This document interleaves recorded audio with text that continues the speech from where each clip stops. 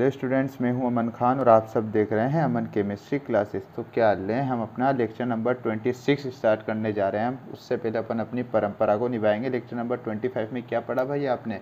हमने पढ़ा था ऑक्सीडेशन नंबर का यूज़ किस किस में होता था भाई। अम्लीय सामर्थ्य ज्ञात करने में कंप्लीट हो गया, क्षार सामर्थ्य ज्ञात करने में कंप्लीट हो गया, ठीक है। और क्या निकाला था? तुल्यांकी भार ज्ञात करने में यूज़ हो गया। चौथा जो फाइनल यूज़ था वो था यौगिक का अणुसूत्र ज्ञात करने में, जो कि हम लेक्चर नंबर 25 पढ़ के आए हैं।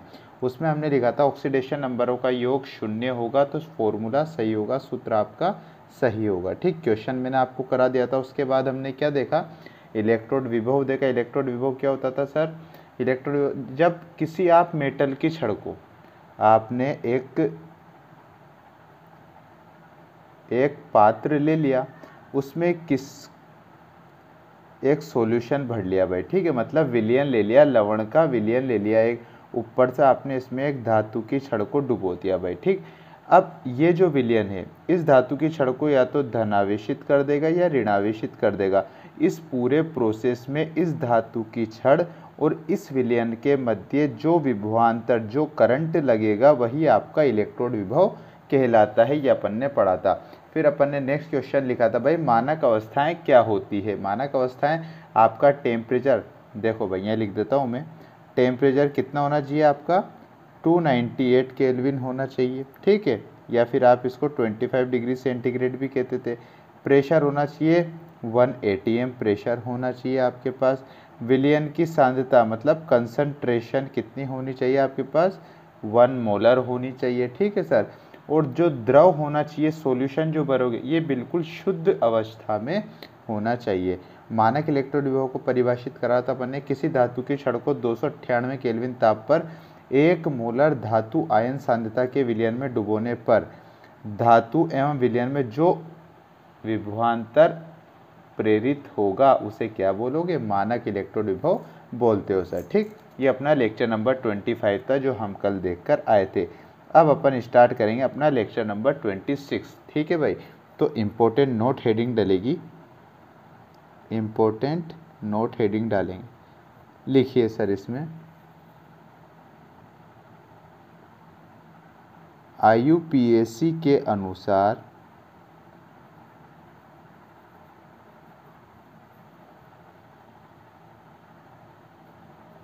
मानक अपचयन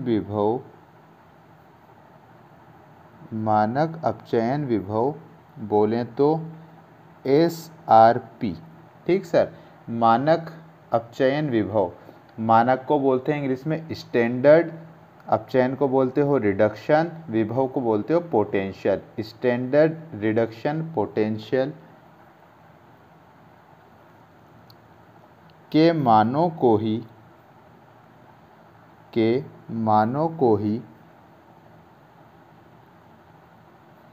मानक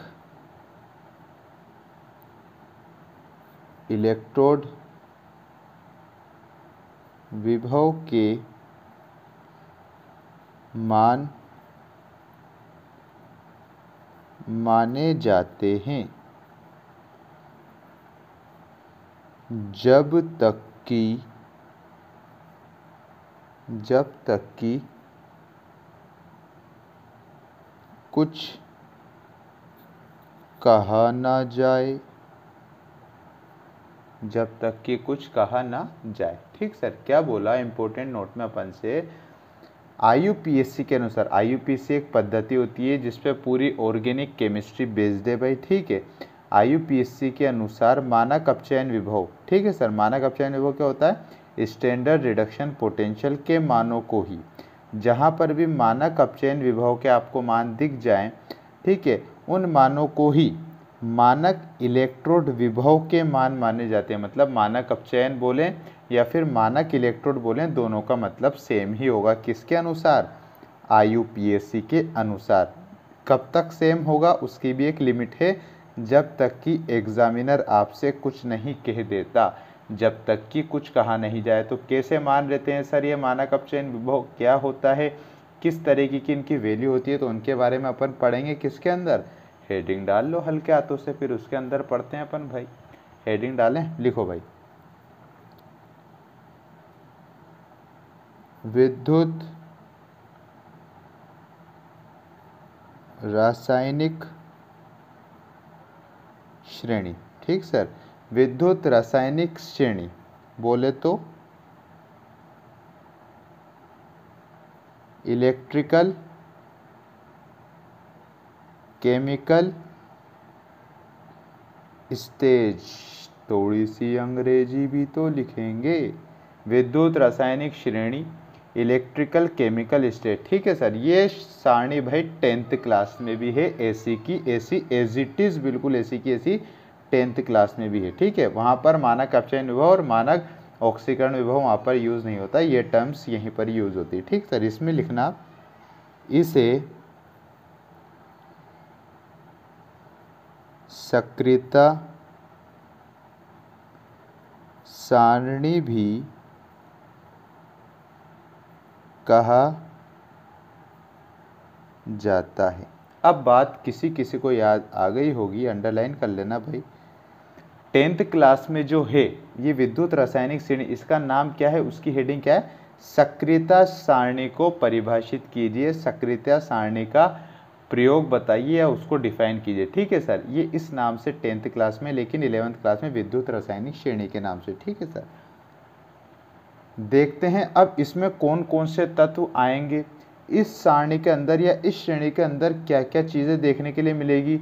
एसआरपी मतलब स्टैंडर्ड रिडक्शन पोटेंशियल, अगर अपचयन विभव है तो ऑक्सीकरण विभव भी होगा। ठीक है, तो उसे अपन क्या बोलेंगे, मानक ऑक्सीकरण विभव। ठीक है, एसओपी मानक ऑक्सीकरण विभव। इनकी वैल्यू बढ़ती है या इनकी वैल्यू घटती है, किन तत्वों में कैसी कैसी प्रकृति बतलाते हैं भाई, इस श्रेणी के अंदर अपन पूरा पढ़ेंगे। तो देखते हैं भाई, देखो भाई इधर सारणी लिखेंगे अपन, राइट हैंड साइड पे इधर सारणी लिखना। पहला आता है लिथियम, दूसरा आता है potassium, Ba barium, Sr स्ट्रांशियम, Ca calcium, फिर आता है सोडियम, फिर आता है आपका मैग्नीशियम, फिर आता है आपका एल्यूमिनियम, फिर आता है आपका मैग्नीज, फिर आता है आपका जिंक, फिर आता है आपके पास क्रोमियम। ठीक है, ये आपके पास कुछ तत्व आते हैं। ठीक है, पहले अपन इनके बारे में लिख लें या पूरा एक साथ लिखा दूं, पूरा एक साथ तो लिखवा देते हैं हम आपको, लेकिन इसकी कुछ लैंग्वेज भी अपन को लिखना पड़ेगा। तो चलो ऐसा करो, पहले पूरे तत्व बना लो भाई। ठीक है, पूरे तत्व हम बना लेंगे। ठीक है, क्रोमियम तक हो गया, फिर आता है आपके पास Fe आयरन, फिर आता है आपके पास कैडमियम पारा, फिर आता है कोबाल्ट, फिर आता है निकल, फिर आता है आपके पास एसएन आता है, टिन जिसे बोलते हो, फिर आता है Pb आता है, फिर आपके यहाँ पर आते हैं भाई H2 हाइड्रोजन, फिर आता है आपके पास H2 आता है, फिर आता है आपके पास कॉपर, फिर आता है आपके पास Hg मरकरी जिसे बोलते हैं अपन, फिर आता है आपके पास Ag मतलब सिल्वर चांदी जिसे बोलते हैं, फिर आते हैं आपके पास प्लेटिनम, फिर आता है आपके पास ठीक है Au जिसे आप गोल्ड बोलते हो, सोना जो होता है ना वो आते हैं। ठीक है, एक बार मैं आपको दिखा देता हूँ कौन कौन से तत्व आते हैं सर।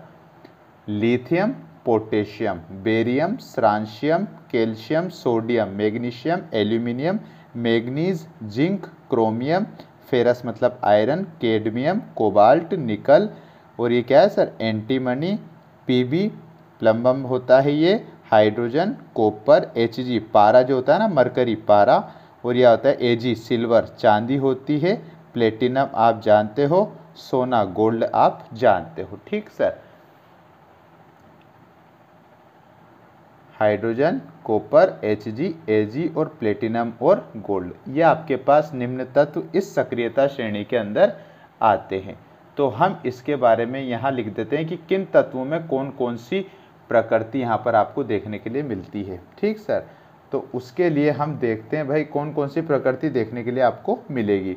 तो सबसे पहले जो लिथियम है, लिथियम से लेकर आप क्रोमियम तक जा रहे हो सर, ये देखो मैं एक लाइन बना रहा हूँ, लिथियम से लेकर आप जैसे ही क्रोमियम तक जाओगे, कहाँ से, लिथियम से क्रोमियम तक जा रहे हो। ठीक, ये मैं निशान लगा देता हूँ, लिथियम से क्रोमियम तक आप गए तो आपके पास जो SRP स्टैंडर्ड रिडक्शन पोटेंशियल, ठीक है sir, SRP standard reduction potential पीछे लिखवा गया हूँ।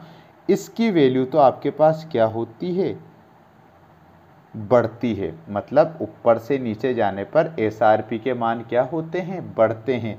तो SRP बढ़ रहे हैं तो SOP मतलब स्टैंडर्ड ऑक्सीडेशन पोटेंशियल, मानक ऑक्सीकरण विभव, इसके मान क्या होंगे सर, घटेंगे। ठीक सर, SRP के मान बढ़ेंगे ऊपर से नीचे जाने पर इस सारणी में, जबकि SOP के मान घटेंगे। ठीक है सर, कोई दिक्कत तो नहीं है। ये जो पूरी बातें हैं ये पूरी श्रेणी में आप ऊपर से नीचे जाओगे तो आपको पता लग जाएगा। ठीक सर, कुल मिला के सिंपल सा कंक्लूजन क्या निकला, सक्रियता श्रेणी में लिथियम से गोल्ड तक जाने पर SRP की वैल्यूज बढ़ती है जबकि SOP की वैल्यूज घटती है। ठीक, पहली बात ये। अब यहाँ पर मैं एक बात लिखवाऊँ आपको, चूंकि दोनों के नाम आप लिखना चाहो तो लिख लेना भाई। SRP के क्या लिखोगे, मानक अपचयन विभव, कोई दिक्कत है क्या सर, नहीं है। मानक अपचयन विभव अपन ने लिख लिया। और SOP को क्या बोलते हो सर, S का मतलब मानक, ऑक्सीडेशन का मतलब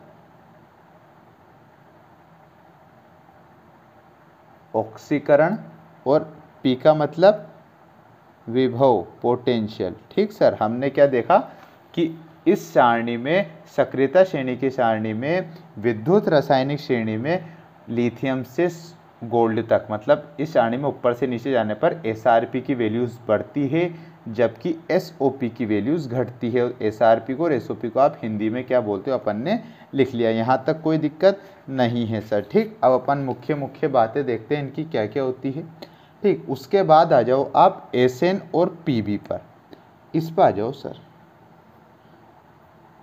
SN और PB की बात कर रहा हूँ मैं। ठीक, मैंने आपको लिखा रखा है इसमें, देखो SN और PB, इसके अंदर जो PB उस्ताद होते हैं, ठीक है, इसमें SRP एंड SOP, ठीक है सर, SRP और SOP नेगेटिव भी देखने के लिए मिलता है और पॉजिटिव भी देखने के लिए मिलता है।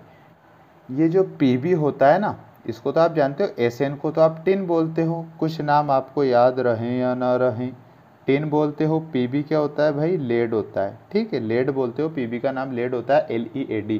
ठीक, अब सारणी में हम गए PB के ऊपर, लेड के ऊपर, तो केवल PB का मान ऐसा देखा गया कि इसमें मानक अपचयन विभव और मानक ऑक्सीकरण विभव दोनों के मान हमें पता है, या तो एक का मान नेगेटिव होता है या पॉजिटिव होता है। ठीक है, तो यही एक ऐसा तत्व है जिसमें आपको SRP के मान नेगेटिव भी देखने के लिए मिलेंगे और पॉजिटिव भी देखने के लिए मिलेंगे। ठीक सर, अब जो हाइड्रोजन आते हैं हमारे, जो हाइड्रोजन उस्ताद है ना हमारे, इस हाइड्रोजन पे देखा गया कि SRP एंड SOP के मान कितने देखे गए, 0 सन्नाटा देखा गया। यहाँ से एक एक नंबर के क्वेश्चन आपको बनते हुए दिखेंगे सर। ठीक है सर, तो हमने क्या देखा, PB में, लेड में SRP और SOP का नेगेटिव होता है, SRP का मान, SOP का मान पॉजिटिव होता है, जबकि हाइड्रोजन में दोनों की वैल्यूज कितनी होती है, 0 होती है। कॉपर में हम देखें तो SRP एंड SOP क्या होगा, यहाँ पर SRP पॉजिटिव होगा जबकि SOP नेगेटिव होगा। ध्यान रखना सर, लेड में तो SRP नेगेटिव था, SOP पॉजिटिव था, जबकि कॉपर में SRP के मान, मतलब मानक अपचयन विभव के मान पॉजिटिव होंगे और मानक ऑक्सीकरण विभव के मान नेगेटिव होंगे। ठीक है सर, बस ये दो बातें 3 तत्वों के लिए याद रखना है आपको। और बाकी ये रखना है कि इस श्रेणी में ऊपर से नीचे आने पर SRP के मान, मतलब मानक अपचयन विभव के मान बढ़ते हैं जबकि मानक ऑक्सीकरण विभव के मान घटते हैं। ठीक है सर, और क्या क्या सर, इस श्रेणी में थोड़ी सी हल्की फुल्की सी ट्रिक लिखवा दो जिससे हमें कुछ याद रह जाए, कुछ तत्वों को हमें याद करने के लिए आसानी हो जाए। तो लिख लो ना भाई, नाराज क्यों होते हो। देखो भाई, हम किस तरीके से इसको देख सकते हैं, किस तरीके से याद कर सकते हैं। तो लिथियम को आप लिखोगे सबसे पहले इन 3 तत्वों का तीन तत्वों की जोड़ी बना लो। किसकी? लिथियम की, पोटेशियम की और बेरियम की। इसके आगे लिखना ली पो बे। क्या लिखा भाई? सबसे पहले लिथियम का पहला अक्षर ली, पोटेशियम को पो, बे, लिपोबे। आप हिंदी में लिपोबे याद रखोगे तो आपको पता लग जाएगा। ली का मतलब लिथियम होता है, पो का मतलब पोटेशियम होता है और बे का मतलब बेरियम होता है। ठीक, लिपोबे लिखोगे। फिर आप कितने? 4 तत्वों की पेयर बनाओगे, मतलब जोड़ी बनाओगे मैग्नीशियम तक। ठीक सर, मैग्नीशियम तक आपने जोड़ी बनाई। अब इसके अक्षर के सामने आप क्या लिखोगे? सर का नाम मांग। क्या लिखा सर हमने? स्ट्रांशियम को सर, कैल्शियम को का, Na को नाम, Mg को मांग। सर का नाम मांग। ठीक है, ये दूसरा हो गया। फिर आप आपस से 4 तत्वों की जोड़ी बनाओगे क्रोमियम तक। ठीक सर, कोई दिक्कत नहीं होना चाहिए सर। ठीक है, अब यहाँ पर आता है अल मन जन कर। अल मन जन कर। अल से मतलब एल्यूमिनियम, मन का मतलब मैग्नीज होता है, जन का मतलब जिंक होता है, जन। ठीक है, जिंक। कर का मतलब Cr को कर बोला, कर मतलब क्रोमियम होता है। ठीक है, आप हिंदी में याद रखोगे तो आपको इंग्लिश के वर्ण से उनके एलिमेंट्स के ओरिजिनल नाम आपको पता लग जाएंगे। ठीक सर, अब अपन आगे देखें तो आगे आपको क्या दिखेगा? आगे आपको आयरन, कैडमियम, कोबाल्ट और निकल दिखेंगे। इन चारों की जोड़ी बना लो। ये अपन ने चारों की जोड़ी बनाई। अब आप इनको क्या नाम दोगे? फे कड़ को नी। फेकड़ कोनी। क्या नाम दिया हमने इसको? फेकड़ कोनी ना। फे का मतलब फेरस मतलब आयरन, कड़ का मतलब Cd को कड़ बोल दिया, कड़ का मतलब कैडमियम होता है, को का मतलब कोबाल्ट होता है, नी का मतलब निकल होता है। ठीक है सर, हमने इनको नाम दे दिया भाई। अब अपन देखते हैं आगे आगे क्या क्या बचा। Sn और Pb। Sn का मतलब होता है सुन, इसको हम नाम दे देंगे प्रभु। सुन प्रभु। ठीक है, Sn का सुन लिख दिया, Pb का प्रभु लिख दिया। Sn मतलब टिन होता है, Pb का मतलब लेड होता है, ये मैं आपको बता चुका हूँ। ठीक है, अब आप क्या करोगे? 4 तत्वों का पेयर बनाओगे भाई। ठीक सर, हाइड्रोजन, कॉपर, पारा मरकरी और ये सिल्वर Ag। ठीक है, इसे बोलोगे आप हा क। हा क, इसे बोलोगे हाकम सी। हा का मतलब हाइड्रोजन हो गया, क का मतलब कॉपर हो गया, म का मतलब मरकरी हो गया, सी का मतलब सिल्वर हो गया। हाकम सी। ठीक है, हाकम सी। हा का मतलब हाइड्रोजन, क का मतलब कॉपर, म का मतलब मरकरी, सी का मतलब सिल्वर। Ag को सिल्वर बोलते हैं। ठीक, 2 बच गए भाई अपने पास। लास्ट 2 एलिमेंट, उनके नाम भी दे देते हैं भाई। इन लास्ट 2 को बोलोगे प्लेगो। प्ले क्यों बोला अपन ने इसको? ये तो पीटी है, पटे बोलते, पिटे, पीटे बेटा, पीटे बेचारे, पीटे बेटा, पीटे नहीं बोलना, प्ले बोलना है। प्ले क्यों? क्योंकि पीटी को बोला जाता है प्लेटिनम, इसलिए अपन ने फाइनल जो स्टार्टिंग के 2 वर्ड ले लिए, प्ले और ये गो। एयू को बोलते हो आप गोल्ड, तो हमने क्या ले लिया? उसका गो ले लिया भाई, गोल्ड ले लिया। तो प्ले गो, प्ले का मतलब प्लेटिनम, गो का मतलब गोल्ड। अब पूरे तत्वों को एक बार फिर देख लेते हैं भाई। देखें भाई, ये देखो, लिथियम, पोटेशियम, बेरियम। ठीक है, सबके नाम लिखवा दूं, आप बोलो तो। लिखवाना है क्या? देख लो भाई, तुम थोड़ी मानोगे। Lithium, potassium, barium. ठीक सर, तीनों को देखो। लिपोबे मतलब लिथियम, पोटेशियम, बेरियम। ठीक, सर का नाम मांग। सर का नाम मतलब स्ट्रांशियम, स्ट्रांशियम हो गया। का मतलब कैल्शियम हो गया। Na नाम का मतलब सोडियम हो गया। इसका मतलब मैग्नीशियम हो गया। ठीक सर, सबके नाम आपको लिखवाते हुए चल रहे हैं। अलमंजनकर, अल मतलब एल्यूमिनियम हो गया, मतलब एमएन का मतलब मैग्नीज हो गया, जन का मतलब जिंक हो गया, कर का मतलब क्रोमियम हो गया। ठीक सर, सबके नाम आपको बकायदा अपन पूरे लिखवा रहे हैं। ठीक है सर, टाइम पास कहीं भी नहीं मिलेगा आपको। फे का मतलब फेरस मतलब आयरन भी होता है, कड़ का मतलब कैडमियम हो गया, को का मतलब कोबाल्ट हो गया, नी का मतलब निकल, निकलो बेटा, निकल हो गए। ठीक है सर, ये हमने लिख दिया। एसएन का टिन लिखवा रखा है, पीबी का मैंने आपको लेड लिखवा रखा है। इसका अपन जानते हैं हाइड्रोजन होता है, हा का मतलब हाइड्रोजन। इसका होता है सर कॉपर होता है, इसका होता है मरकरी होता है, इसका होता है सर सिल्वर होता है, इसका प्लेटिनम होता है, प्लेटो लिख रहा है मैंने, टिनम लिख दिया, और ये गोल्ड होता है। ठीक सर, ये मैंने आपको पूरे तत्वों के नाम मैंने A to Z लिखवा दी। ये मैंने अभी केवल आपको सारणी बताई, उसमें बताया कि ऊपर से नीचे जाने पर मानक अपचयन विभव के मतलब SRP के मान बढ़ते हैं तो SOP के मान घटते हैं। पीबी में लेड के अंदर SRP नेगेटिव वैल्यू आती है जबकि SOP की पॉजिटिव वैल्यू आती है। अब हाइड्रोजन में SRP SOP के मान दोनों ही जीरो होते हैं।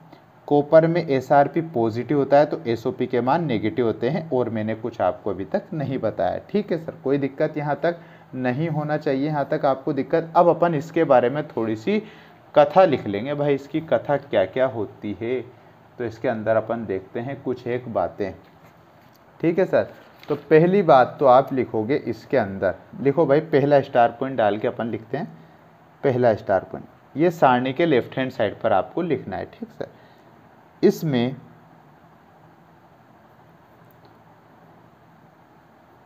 ऊपर स्थित धातुएं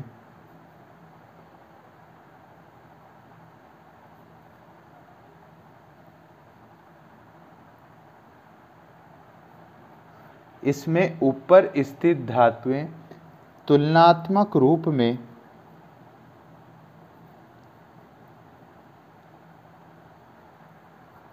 अधिक क्रियाशील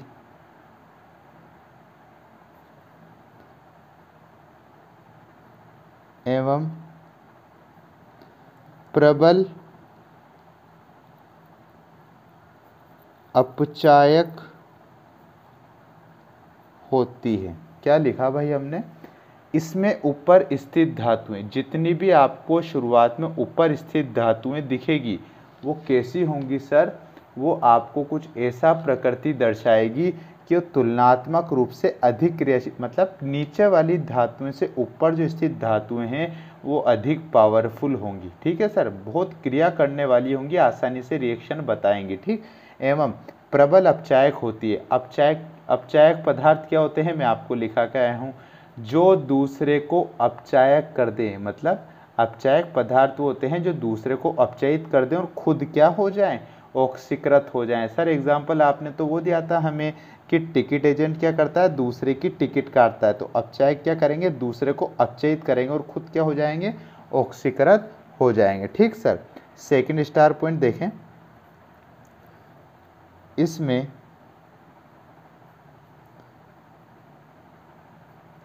ऊपर स्थित धातुएं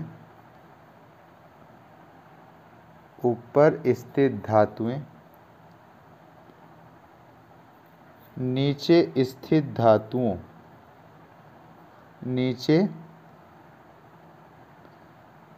स्थित धातुओं को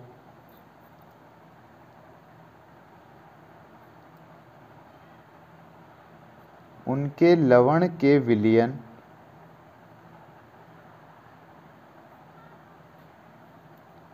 में से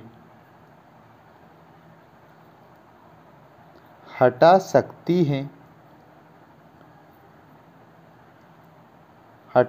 हैं या विस्थापित कर देती हैं। विस्थापित कर देती। ठीक है सर, इंपॉर्टेंट पॉइंट है भाई ये वाला। ऊपर स्थित धातुएं, ऊपर को सर आप कैसे बोलोगे, हम कैसे पता लगाएं क्या ऊपर है क्या नीचे है, हमें तो ऊपर बहुत सारी दिख रही है, हम नीचे पार्टीशन ही नहीं कर पाएंगे। तो मैंने दो आपको एलिमेंट उठा लिए, एक तो लिथियम उठा लिया और एक पोटेशियम उठा लिया। लिथियम, इन दोनों की तुलना करें तो लिथियम क्या है, ऊपर वाली धातु है, तो पोटेशियम क्या हो गई, नीचे वाली धातु हो गई। इस तरीके से इसमें ऊपर स्थित धातुएं नीचे स्थित धातुओं को, मतलब जो नीचे स्थित धातु क्या है, यहाँ पोटेशियम मान लिया अपन ने, तो पोटेशियम का जो भी विलयन होगा, अगर लिथियम उससे रिएक्शन करेगी तो पोटेशियम को अपनी जगह से हटा देगी और पोटेशियम की जगह खुद आ जाएगी। इतनी पावर होती है ऊपर वाली धातुओं में। ठीक है सर, तो इसमें ऊपर स्थित धातुएं नीचे स्थित धातुओं को उनके लवण के विलयन में से हटा सकती हैं या विस्थापित कर देती हैं। ठीक है, ये ऊपर स्थित धातुओं का काम होता है सर। ठीक, ये आप कैसे पता लगाओगे, कैसे हटा कैसे नहीं हटा, इसके ऊपर अपन पूरी रिएक्शनों का एक बड़ा क्वेश्चन करेंगे, तो उसमें पूरे डाउट्स आपके क्लियर हो जाएंगे सर, कोई दिक्कत नहीं है। 3rd स्टार पॉइंट लिखिए, फिर दिक्कत नहीं है। तो आवर्त सारणी में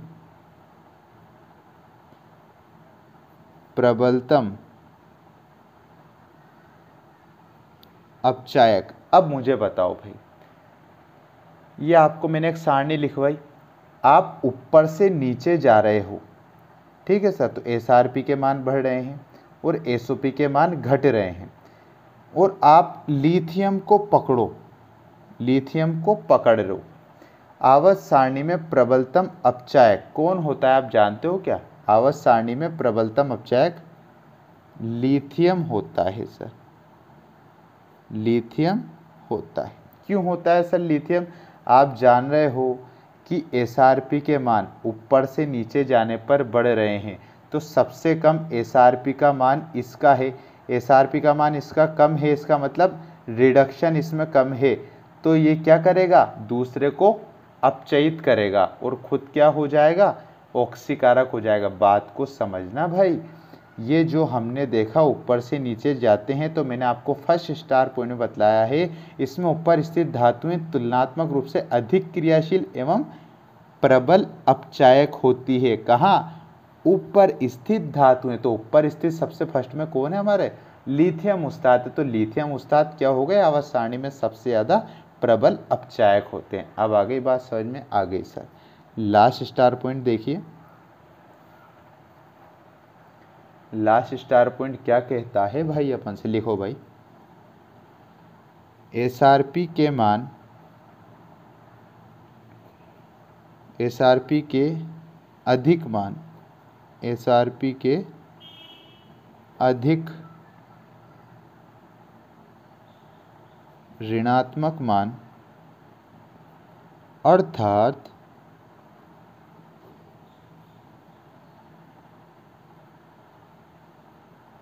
अत्यधिक कम मान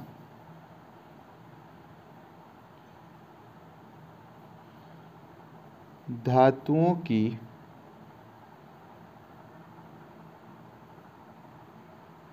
क्रियाशीलता तथा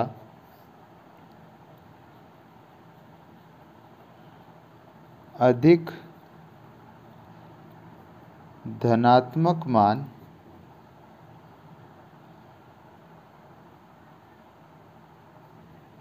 अधातुओं की